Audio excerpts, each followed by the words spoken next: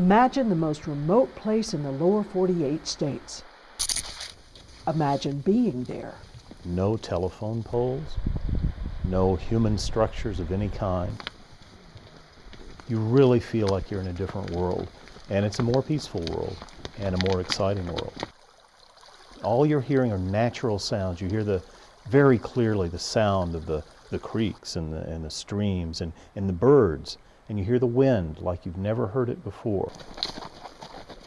It is a surreal experience at first because we're used to hearing traffic and sounds of televisions and video games and everything playing, and out there all the sounds are organic.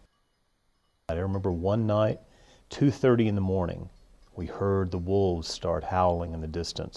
The next morning we got up really early and snuck out to where we could see this open meadow, and there they were, wolves.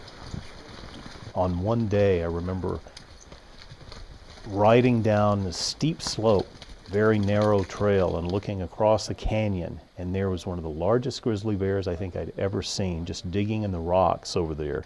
Very few people fish in these areas, and so go out into this beautiful, again, pristine area. I mean, a place that most people in the world never see. At 4 or 5 days in, we had some pretty significant snow. It snowed all day.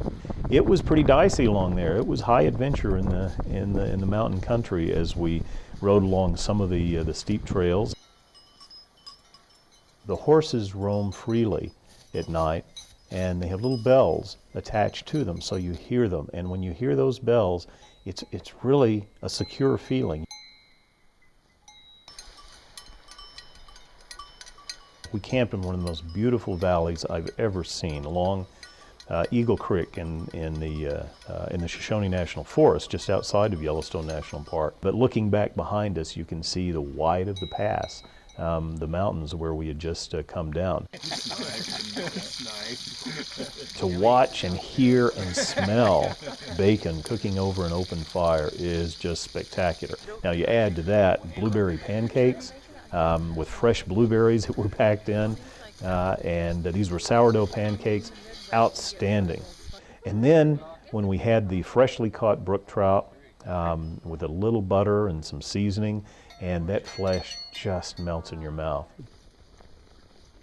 Pack trip in general is an enriching experience, but a pack trip along with natural science or natural history experts or historians can truly be a life-enhancing experience.